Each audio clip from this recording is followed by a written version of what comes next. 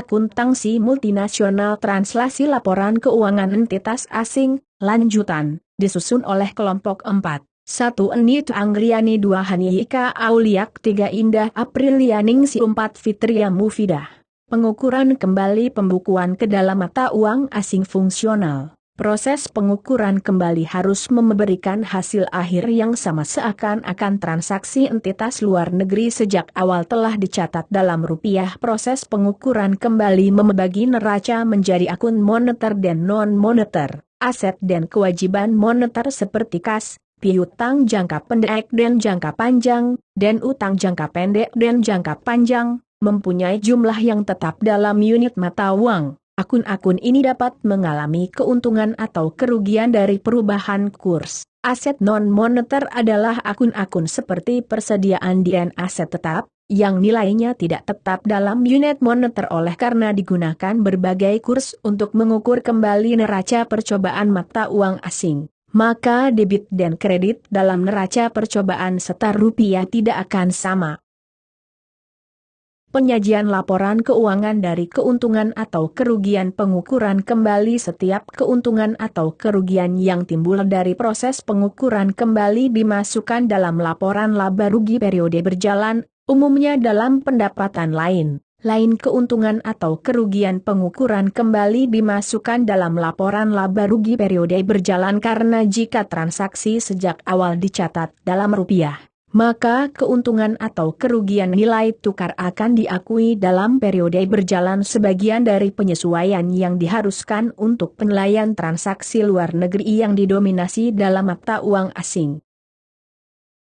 Ilustrasi pengukuran kembali anak perusahaan luar negeri. Akun-akun yang diukur kembali menggunakan kurs historis, efek berharga, efek ekuitas, efek utang yang tidak diniatkan untuk dipegang sampai jatuh tempo, persediaan biaya dibayar di muka seperti asuransi, iklan, dan sewa aset tetap, akumulasi depresiasi atas aset tetap, paten, merek dagang, lisensi, dan formula goodwill aset tak berwujud lainnya. Beban dan kredit ditanggungkan, kecuali pajak ditangguh.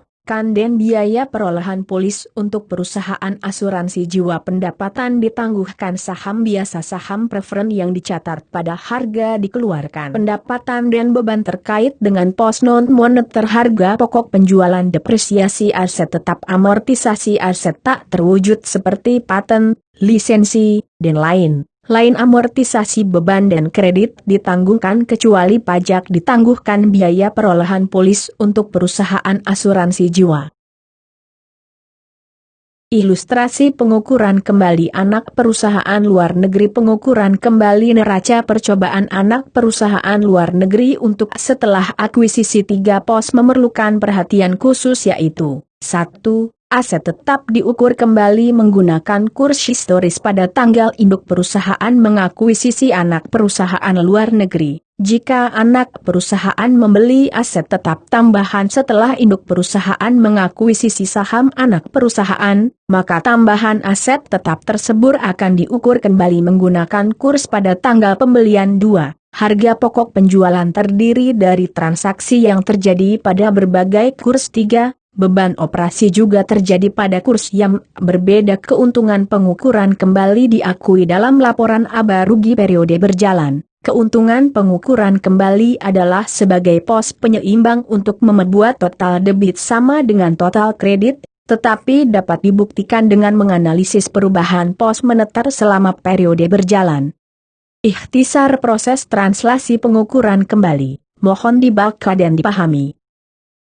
Investasi luar negeri dan anak perusahaan tidak dikonsolidasi. Sebagian besar perusahaan mengonsolidasi anak perusahaan luar negeri sesuai dengan Sakno 4, Laporan Keuangan Konsolidasi, SA 4. Dalam beberapa kasus, anak perusahaan tersebut tidak dikonsolidasi, karena kriteria yang diterapkan untuk anak perusahaan luar negeri. Kecuali jika salah satu kondisi berikut sangat ketat sehingga perusahaan Indonesia yang memiliki perusahaan luar negeri tidak dapat melaksanakan tingkat pengendalian ekonomis atas sumber daya dan operasi keuangan anak perusahaan luar negeri yang merupakan syarat konsolidasi, seperti berikut ini. Pembatasan pertukaran mata uang asing di negara asing, pembatasan transfer properti di negara asing, ketidakpastian lain yang diterapkan oleh pemerintah.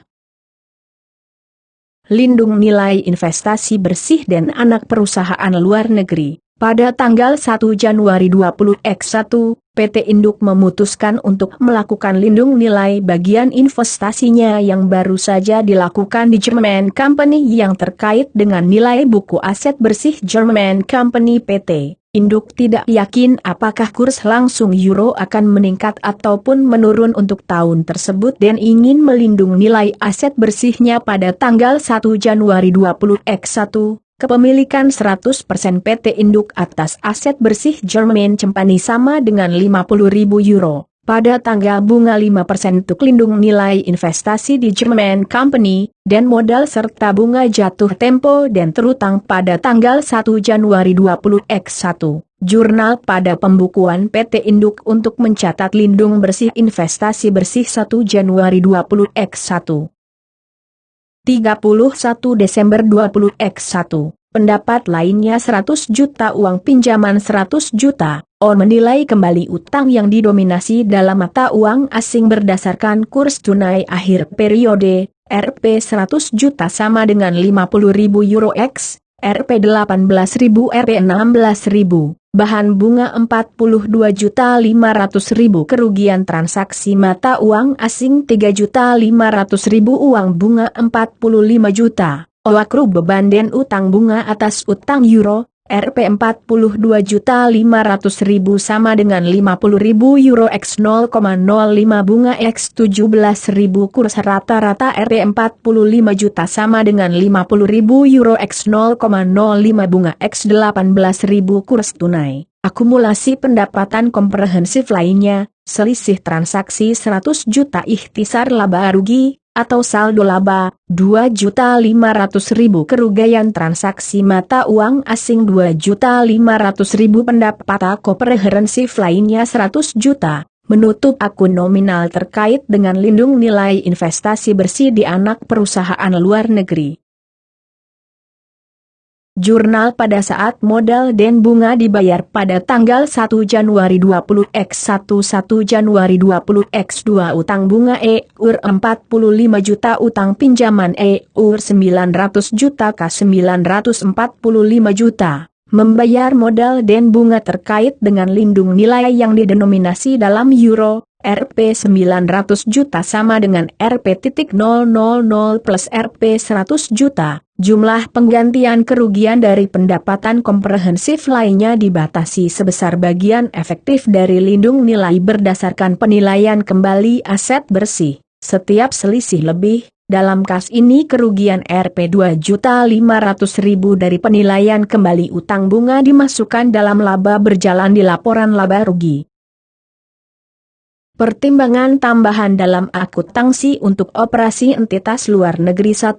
Kertas kerja konsolidasi untuk kasus pengukuran kembali akun-akun untuk German Company diperoleh dari akun-akun pengukuran kembali yang dihitung pada figur sebelumnya. Keuntungan pengukuran kembali dimasukkan dalam neraca percobaan anak perusahaan German Company karena sumber dari akun tersebut adalah pengukuran kembali akun-akun anak perusahaan. Akun pendapatan dari anak perusahaan dapat dibuktikan sebagai berikut. Pendapatan dari anak perusahaan. Bagian induk perusahaan. Atas laba anak perusahaan. $18.650 X 1,00.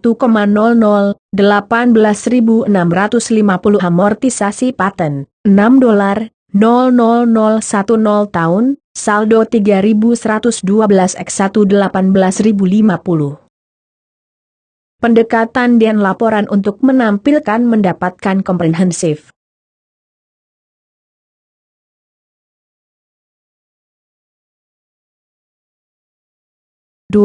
Laporan arus kas. Laporan arus kas adalah penghubung antara dua neraca. Perusahaan mempunyai kebebasan dan fleksibilitas dalam penyusunan laporan arus kas. Aturan umum adalah bahwa akun-akun yang dilaporkan dalam laporan arus kas harus disajikan kembali dalam rupiah menggunakan kurs yang sama dengan yang digunakan untuk tujuan neraca dan laporan laba rugi. Oleh karena kurs rata-rata digunakan dalam laporan laba rugi dan kurs tunai akhir, kurs sekarang digunakan dalam neraca, maka muncul pos penyeimbang untuk selisih kurs dalam laporan arus kas. Pos penyeimbang ini dapat dianalisis ke akun spesifik yang menghasilkan perbedaan tersebut, tetapi tidak memengaruhi perubahan dalam arus kas periode tersebut. 3. Penilaian persediaan nilai terendah antar biaya perolehan dan nilai pasar dalam pengukuran kembali penerapan aturan nilai terendah antara biaya perolehan dan nilai pasar untuk persediaan memerlukan perlakuan khusus pada saat mata uang pencatatan, bukan mata uang fungsional. Oleh karena itu, laporan keuangan entitas asing harus diukur kembali terlebih dahulu menggunakan kurs historis untuk menentukan nilai biaya perolehan historis dalam mata uang fungsional. Kemudian biaya perolehan hasil pengukuran kembali ini dibandingkan dengan nilai pasar dari persediaan yang ditranslasikan menggunakan kurs sekarang. Langkah terakhir adalah membandingkan biaya perolehan dan nilai pasar, yang keduanya sudah dalam mata uang fungsional, dan untuk mengakui apakah diperlukan penurunan nilai ke nilai pasar. Perbandingan dilakukan dalam mata uang fungsional, bukan mata uang lokal atau pelaporan, tetapi tidak ada dalam pembukuan anak perusahaan atau ada dalam pembukuan tetapi tidak dalam laporan keuangan konsolidasi.